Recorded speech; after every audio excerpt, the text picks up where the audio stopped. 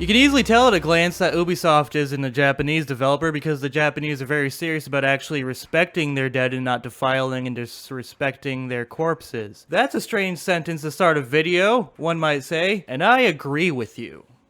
I say this because of Ubisoft's use of Sam Fisher and cramming him into whatever fucking other property they can, as long as it's not his own fucking game. This is a glaring issue with AAA game developers. A franchise going great, then the developers start fucking with the formula of what makes said games great. They inevitably ruin said games, and then the executives in the big glass office upstairs put their solid gold pens down in defeat and say, well, that didn't sell to expectations.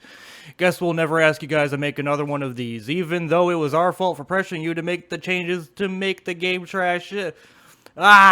To make the games trash to begin with. C'est la veste, I guess. That's a bit of a wordplay joke because Ubisoft is mainly French. Thank you very much. I'll be here at least once a week with a new video. Here's a hot take. Prince of Persia fans have it good. That's another weird sentence to say, you might say, and I agree. I say this because Prince of Persia is another long dead and buried Ubisoft franchise that they have done nothing with, but at least they aren't cramming Prince of Persia Man into all their other intellectual properties, unless they suddenly add Prince of Persia Man to For Honor in the future. In that case, you can hail me as a prophet of truth and also regret with no mercy. They're not parading Prince of Persia Man's corpse around. The pitfall is that Ubisoft owns and supports all these realistic tactical shooter games that all happen to bear the Tom Clancy name and figured, hey, the boot at least halfway fits, even though it takes a lot of effort to squeeze my toes in and there isn't any real breathing room, and I got I'm gelling like a felon in here at least. And Ubisoft devs have constantly said, we don't know what to do with Splinter Cell, we are open to suggestions. That is reason for concern enough, but then they go ahead and cram Sammy Boy into whatever else they can in an effort to boost sales by relying on the face and name of a more prominent character. At least they managed to get Michael Ironside, the original voice of Sam Fisher,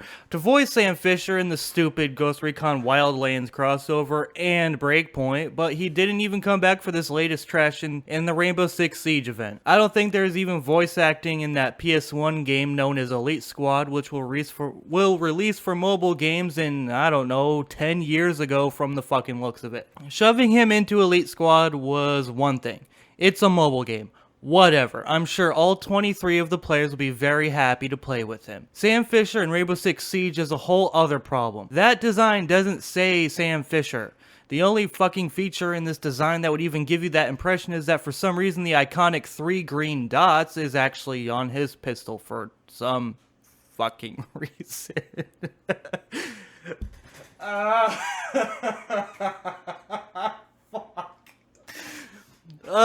If a picture online surfaced of this random middle-aged bearded white guy, I would not be able to discern where he is from.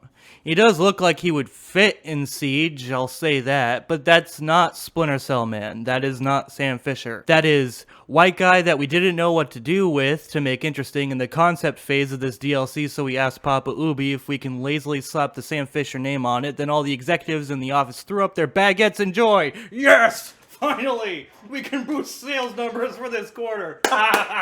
Yes!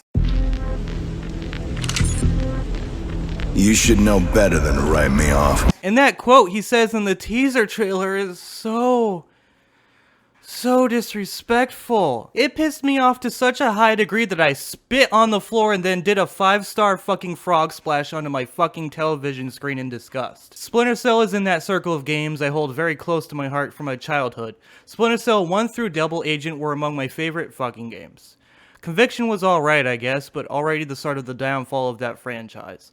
This all feels nothing but disrespectful. These are a lot of intense and strong words to say about a fictional video game character, sure, but it all stems from the real-life effects of how Scoobysoft, yes, Scoobysoft, fuck! But it stems from the real-life effects of how scummy Ubisoft has been in the past. I don't know, forever. They pulled the brakes on Assassin's Creed for a tiny bit to rethink the franchise and said, we're not going to annualize anymore. But then they went right fucking back to annualize releases after the success of Origins, the first time they took a break. They rushed to put out a free-to-play Battle Royale in a saturated environment of Battle Royale games, and Hyperscape is decent, don't get me wrong, but it was fast and lazy and has no reason given to play over the other big ones like Warzone, Apex Legends, and Fortnite. And I could be wrong here. I'm pretty sure they announced Hyperscape this year and then released a beta like not even a week later, or was it like the same day, and then they just rushed it to full release like less than a month ago. I don't fucking know. Every single thing Ubisoft has been doing in at least the past decade is very obviously chasing higher profit margins. But their games sell, so it will never end. Rainbow Six Siege has such a large and thriving fan base that they will most happily take the addition of Zero. Oh my fucking god, guys. His name isn't even anything fucking interesting. They called great value Sam Fisher Zero.